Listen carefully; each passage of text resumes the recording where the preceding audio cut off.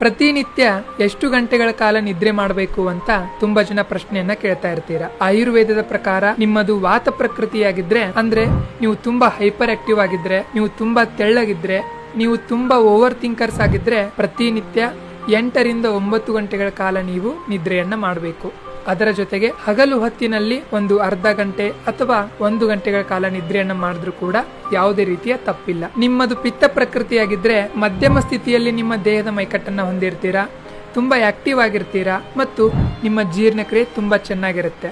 ಹಾಗಾಗಿ ನಿಮಗೆ 6 ರಿಂದ 8 ಗಂಟೆಗಳ ಕಾಲ ನಿದ್ರೆಯ ಅವಶ್ಯಕತೆ ಇದೆ. ನಿಮ್ಮದು ಕಫ ಪ್ರಕೃತಿಯಾಗಿದ್ರೆ ನೀವು ತುಂಬಾ ದಪ್ಪ ಇರ್ತೀರಾ, ತುಂಬಾ ಲೇಜಿ ಆಗಿರ್ತೀರಾ.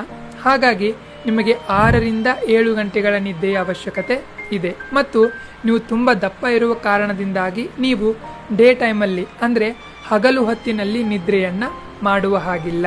ಯಾವ ಕಾರಣಕ್ಕೋಸ್ಕರ ಅಂದ್ರೆ